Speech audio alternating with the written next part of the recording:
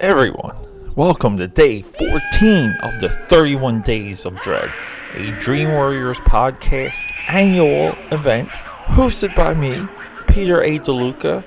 I will be walking you through a journey of all types of horror movies. Right now, we're on a little bit of a run, baby run, little steps of action horror movies. There's not many of them, but this one's the very best. So let's go through that intro and I'll be right back. So look, it's no mystery. If you saw this thumbnail, if you read the headline, it is Blade 2. Shockingly, when I was researching action horror movies, we do not have many. There's just not a lot out there. So it magnified Blade 2 in my mind even more when I kind of went down this rabbit hole that was started from Van Helsing.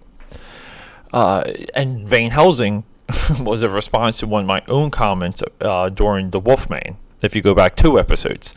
And the comment in The Wolfman that led to Van Helsing was that I said that I felt like that there was no collective reboot of the Universal monsters, and I'm using reboot by today's terms, but what I really meant was that there was no collective return of the Universal monsters. And then later that night, I remembered, you guessed it, Van Helsing, and I had it. Luckily, it was available on Netflix. Also, Blade 2 available on Netflix. Thank you, Netflix. I just had to sit down, watch it, and do an episode, and that started a different tangent. Wasn't a comic book, wasn't a Blade tangent. It was, geez, it's like how many like horror action movies are really out there, and if you take out Resident Evil, if you take out Underworld, you can kind of even classify referencing it yet again, Monster Squad. I'm not sure what we have outside the Blade movies and Van Helsing. We do not have a lot. I went through I started to search top action horror movies, and I got like a top 25 list. It might have been like a Rotten Tomatoes or IMDb list. And it was just surprising. We can even, I'll do the search right now as I'm talking, top 25 horror action movies. Okay, and I will start to go through that list. Yeah, it was an IMDb list from 2016. We have Blade 2, Hellboy 2, Dog Soldiers. That's on my list also. Dusk Till Dawn, WWZ, Plane of Terror. They put Dawn of the Dead there. I kind of wouldn't. Solomon Kane, Sharknado. Like, you guys can see the thread. There's really not much here. Some of these they're technically action. And I guess I would put Van Helsing also. But Van Helsing really doesn't try to be scary. It just has scary elements. But they have Dracula Untold, AVP, and that's almost it. So the action horror genre is really sparse. It's maybe the most underdeveloped franchise type or genre type or inner genre type in cinema right now. There are just strictly not enough horror action movies. Maybe we could put R.I.P.D. also with the with Ryan Reynolds and Jeff Bridges. Maybe that would classify. But it's even evident that if we have to stretch into concepts and into ideas and start to reclassify movies that are already potentially classified, it would be it's telling of what we're doing here, which is, I think we're uncovering something special again. Man, the streak hurts, but yeah, Dream Warriors is bringing you another original thought. Everyone with me, clap. Let's get to it. But so why are we talking about Blade 2 and not Blade 1? Okay, what do I prefer? Well, I think the younger Peter always preferred Blade, the original. the 1998 movie that I'm pretty sure it was. I always thought that was a 99 movie, but it looks like it was released 1998. And Blade 2, the follow up, 4 years later, 2002. Took them 4 years to develop Blade 2, and then took them 2 to develop Blade Trinity.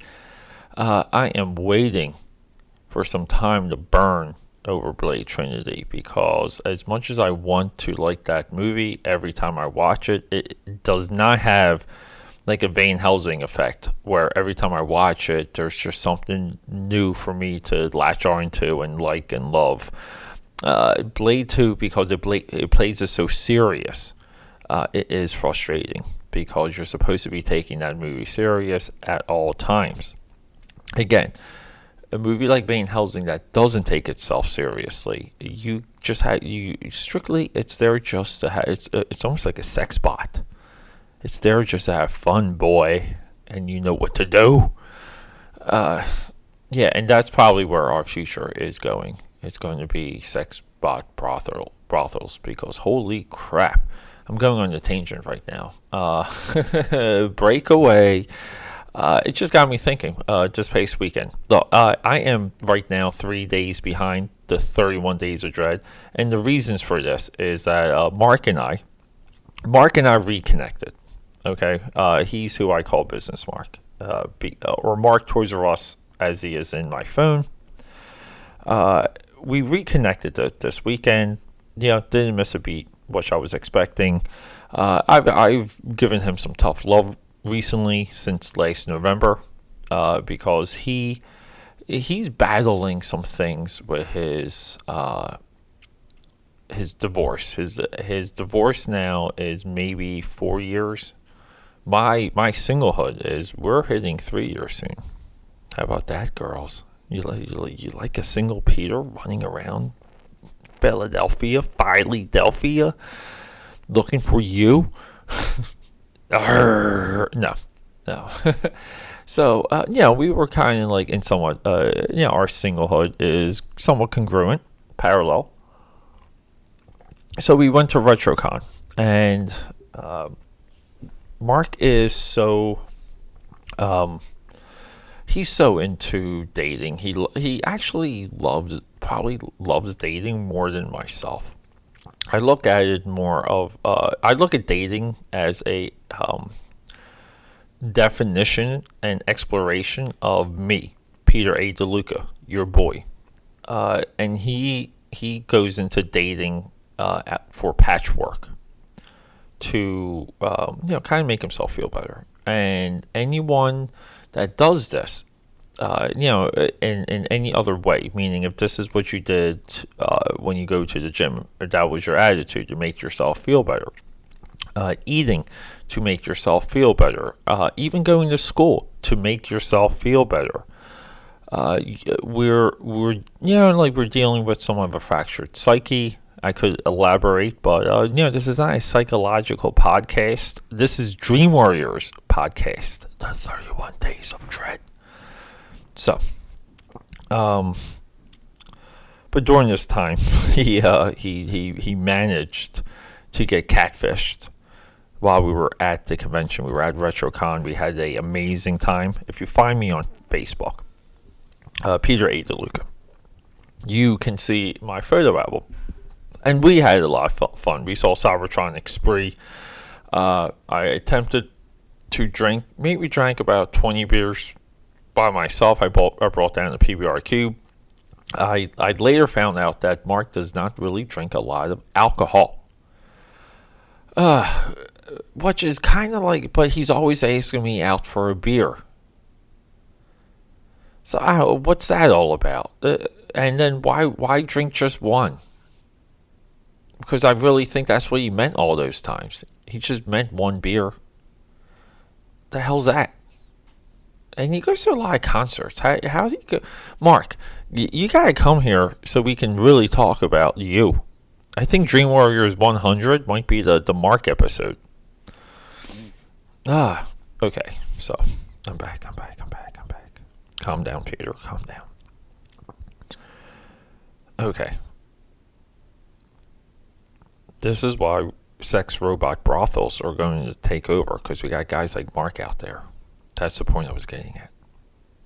Because he really spun my head when he literally got catfished at the convention from a girl on Tinder. And he doesn't drink a lot of alcohol. And, well then, I'm not sure what we're really doing now. I did manage to spend $15 on action figures for my desk. You can monitor the updates of my superhero wall, super villain wall at my work desk at AKAPAD 13 on Instagram. It's a color coordinated supervillain stack, which is amazing.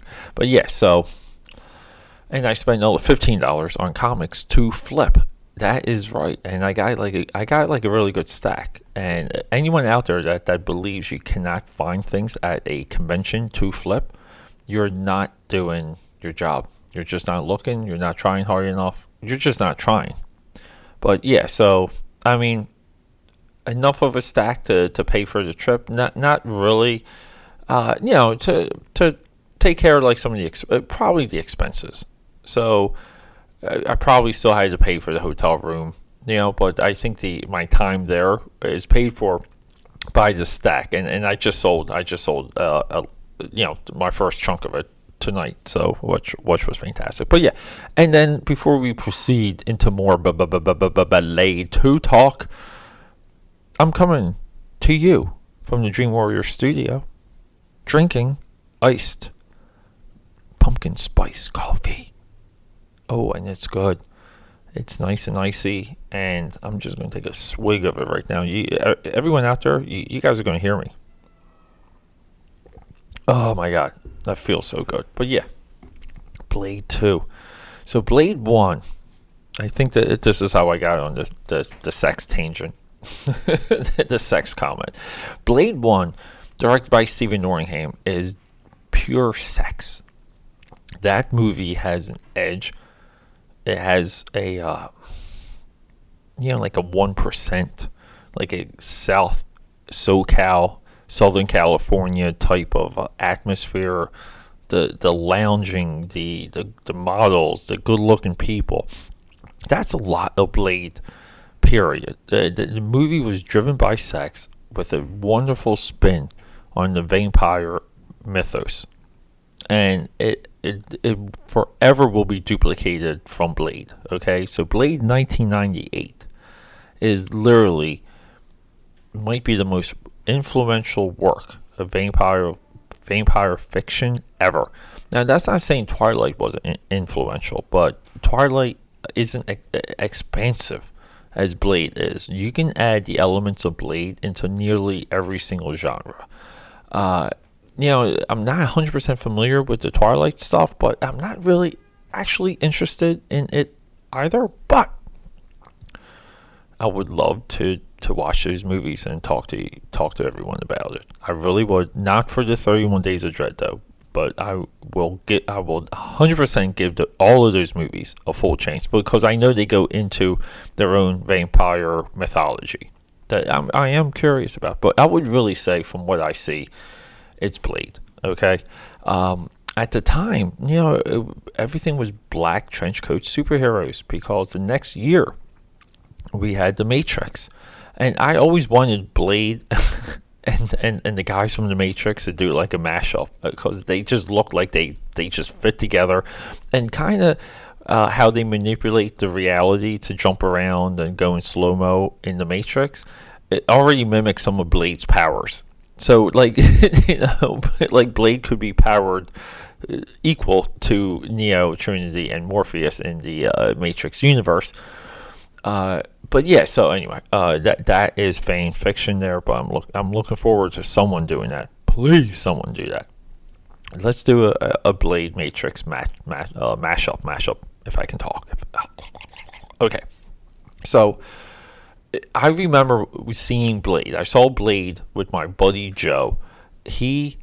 Joe was black, even though he was mixed. Right? I believe he had a white father that kind of disappeared. But Joe was black. He grew up in the legendary Brittany Woods in New Jersey. I'm pretty sure that's still on Urban Dictionary.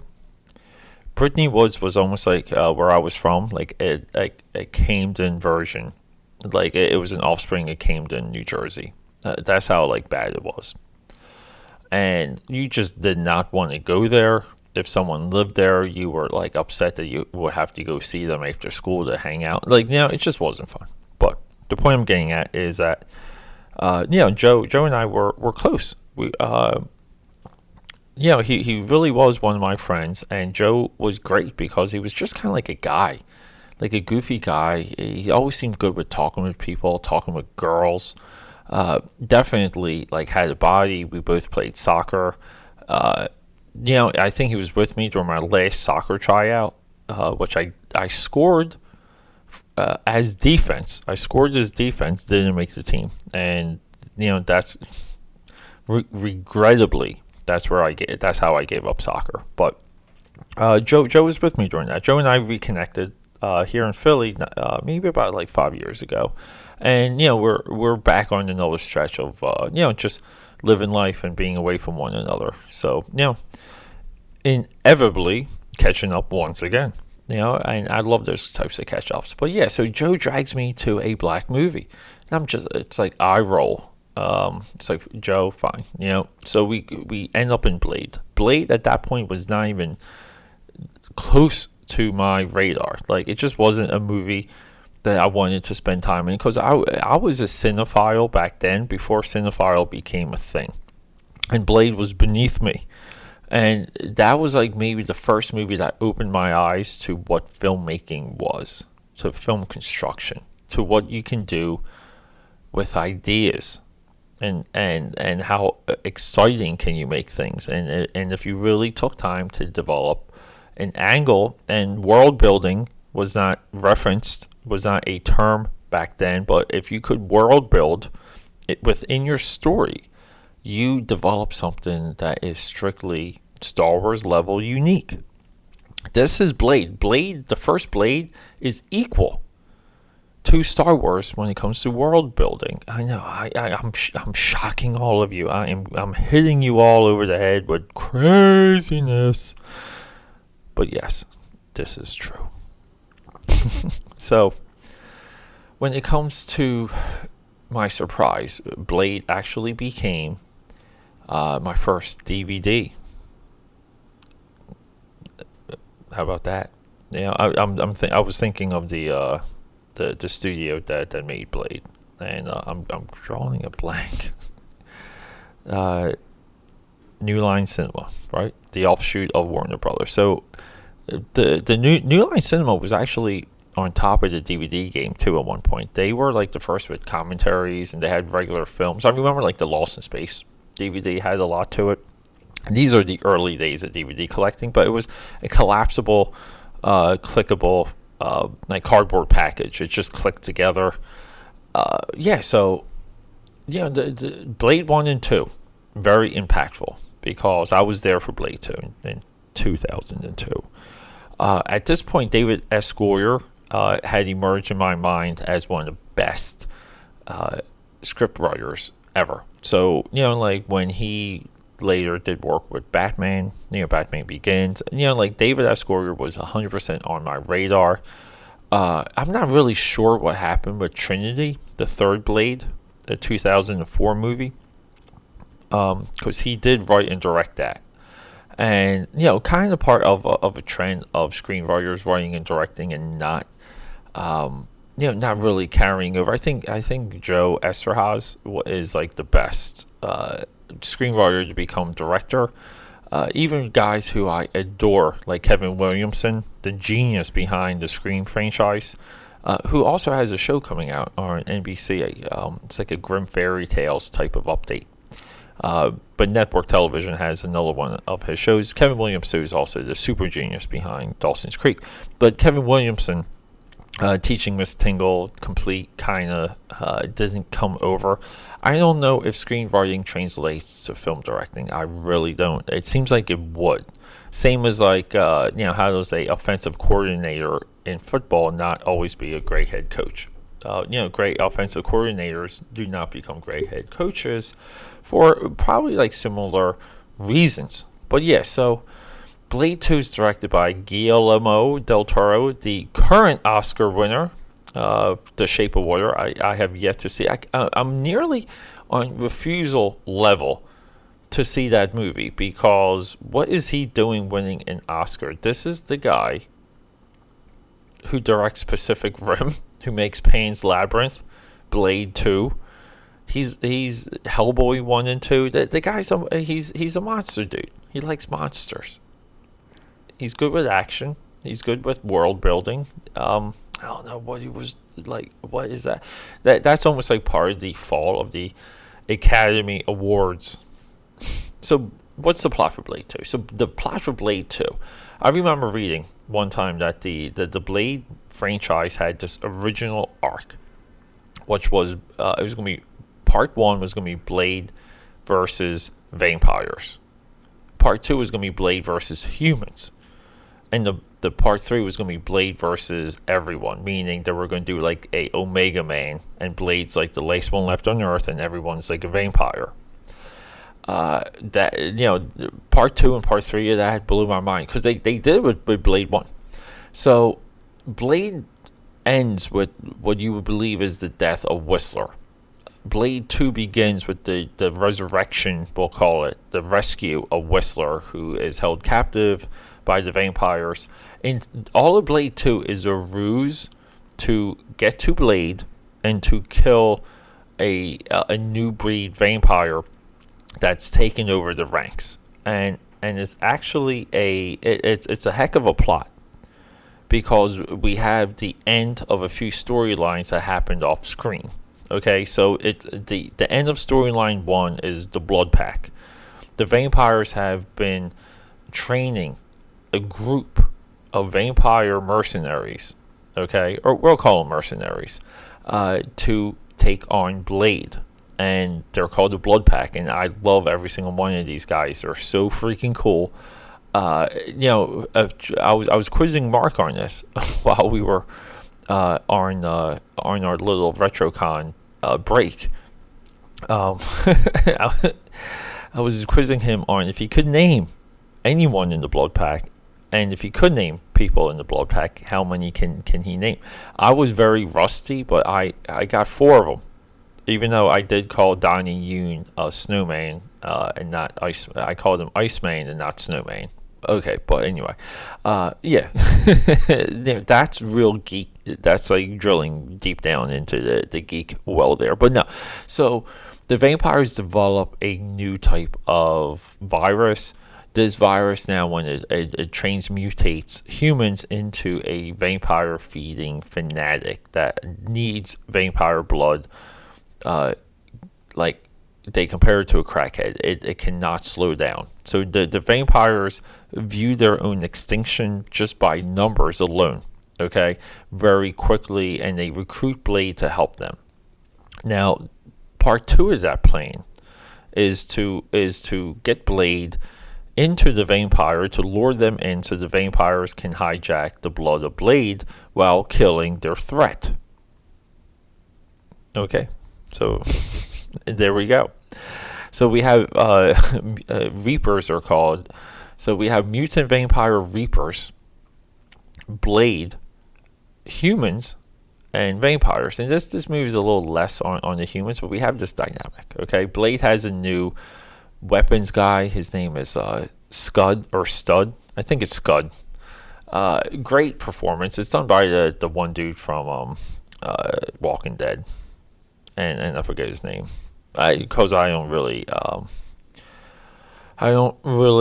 watch Walking Dead. I know that's probably a surprise to a lot of you. But so who else is making Blade 2? We got Guillermo del Toro, who is one of the best. We got written by David S. Goyer. We got starring Wesley Snipes.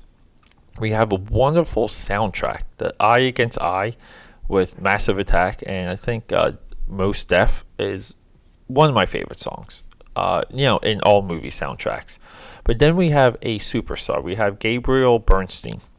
He's a cinematographer. Now, this movie has a look. Okay? It has a a look that is contrasting hues, meaning we have like oranges mashing up with blues. We have solid colors. It is well shot in darkness. It is a wonderfully lit movie, and it moves through different phases, meaning it kind of even gets like office like an industrial, when we go to the vampires like super headquarters. And the elder vampire angle for this is just fantastic, because the little touches you see on like how deep the vampire history goes, it's just awesome. So Gabriel went into the Marvel movies, and he's behind Iron Man. He's behind Guardians of the Galaxy. So if you're into the Marvel movies, I'm sorry, not Gabriel. Yeah, Gabriel Bernstein is one of the guys you just have to know about. You have to be aware. Look him up. He's done a million movies, but he is Marvel Cinematic Universe heavy, which is kind of cool, because Blade is a Marvel comic book character. Quick shout out to Marv Wolfman and Gene Colan. These are your creators. Should they have had triple cameos in each movie? Yes. Should they have been given producer credit? Yes. Not Stan Lee, but these guys. Even back then, Stan Lee had his tentacles in Marvel Productions. Blasphemous. So, Blade kind of goes on this journey. He learns to trust vampires through this one girl.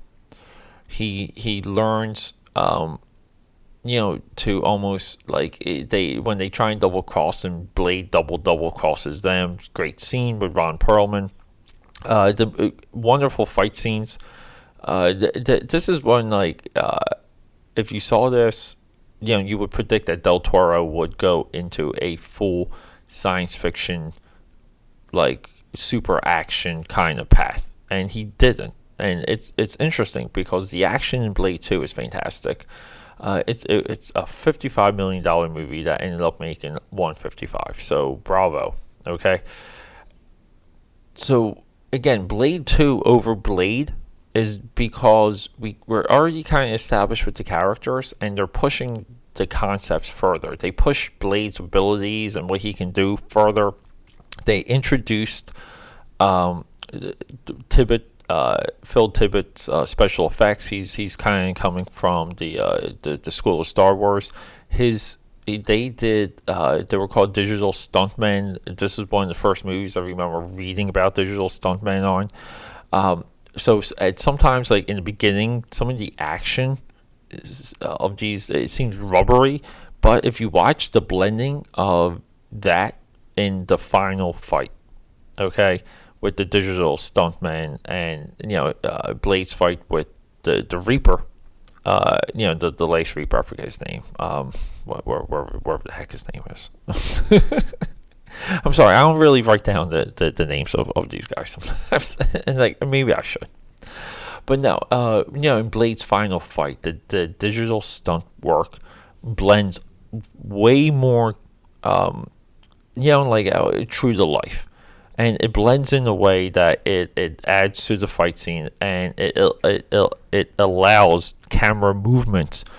So we're talking dolly shots, we're talking zooms, and this is how some of those scenes were stacked. We're talking 98 here, and I literally think outside the rubberness, it all works. It all adds up. The rubberness does not I don't think it takes away from the movie at all. It's just something you're like, oh, okay, that just looked a little weird. But then you're moving on. And so Blade has like a couple of rounds of doing your stormtrooper. But he's fighting these guys dressed in black. They're soldiers. Okay, they're kibbles and bits for Blade to go through, and he goes through like 2 rounds of like taking out like a room full of these guys. All really like well done, well shot. One of them ending in a suplex. Hell yeah! Like, you don't get any cooler than that. You don't get any cooler than the entire fight scene ending with a suplex. Ron Perlman, his character is so dead on, such an interesting character. He's played by Reinhardt. I know his name because I know the Blood Pack. So, and we do have Blade kind of potentially like falling in love and like honoring the life of a vampire. And Elisa, I think, is the girl. Like, she goes through a turn in this movie, and there was a lot of elements that I kind of forgot as I was watching this. So again, like, parts of it I was watching for the first time. Like, she does a self-sacrifice in this movie that was strictly based on like balls and principle, and that is it. Like, she realized that her world was a game, and she didn't want to live in it. Like, she was living for truth and honor and the vampire nation, so to speak. And that nation turned on her in the movie. And Blade was her only ally, and Blade cannot be an ally. And she literally went through this transformation in the movie, and it's very touching at the end. It's the same ending as Black Panther. Okay, keep that in mind. This movie did 20 years before Black Panther, though. Yeah, same ending as Black Panther, but this is 100 times more impactful and better. I believe it is, because it had no setup. Okay? So I don't know. Blade 2, I love the soundtrack. I love the look of the movie. I love the design. There's definitely Del Toro designs in the Reapers. It carries everything from the first movie over. And in the first couple minutes, it does like a hey, we want to bring Whistler back because the first movie was a hit, and they just do it and they go with it. Again, balls, bravo. Yeah, so we get Blade doing action on the motorcycle. One of the coolest parts of this movie is in the beginning. He wire kills a vampire while on the back of a motorcycle. Like, he's riding bitch on this motorcycle. He wire kills a vampire. The vampire evaporates, and burns away, and he takes over the motorcycle and saves his car. It's like the coolest freaking part, of that scene. But yeah, but it doesn't shy away from it expands on the vampire universe. It doesn't shy away from what the first movie set up, and it takes it further, and we see more of it. And it definitely has music. It has an attitude. It has a look. And they even, like, the Blood Pack armors up in their second run. They kind of have like an Aliens moment twice in this, where they get taken out. It takes them 2 rounds to get taken out, just like in Aliens. But Aliens, just that scene in Aliens had zero exposition required for that scene. So you can kind of compare when everyone goes to what's called the House of Pain. This is vampire torture feeding club. You can compare that scene to Aliens, when the Marines first encounter the aliens, of course, and the Marines get their butts handed to them. This is very much the same exact scene, but there's exposition required in the scene, and there's a discovery of weaknesses within the enemy, and exposition while Blade fights the Reaper guy, because we set some of that up. It's a different scene. It's way longer. It's less impactful as of us feeling bad for the like we hurt with our heroes when we go through a scene like that, because we literally see their power stricken from them. Yeah, I mean, it's intent versus intent when we compare those two scenes. That's all. If you guys are, I speak about intent a lot. If you want to see a comparison of intent versus intent, it's Blade 2, House of Pain versus the Marines landing scene in Aliens. But yeah, look, everyone, I gotta go. But I love you. I love you all very deeply, and thanks for supporting me. 31 Days of Dread is surging on a couple of the networks, like really popping. So thank you. Subscribe, leave good comments, leave good feedback, give us 5 stars on any network, especially iTunes. Keep the conversation going. I am out here. I am listening. Any comments, you can find me on Twitter, Instagram, Snapchat. It's all AKAPAD or AKAPAD13. And do something do something unexpected today. And by this, I mean, I told you to maybe find it something new to drink not too long ago. But hit that chip aisle. Buy a random flavor of chips you think you're going to hate. And just give it a shot.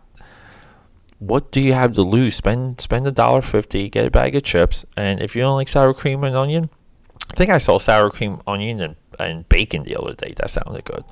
But yeah, just give it a shot. And do that.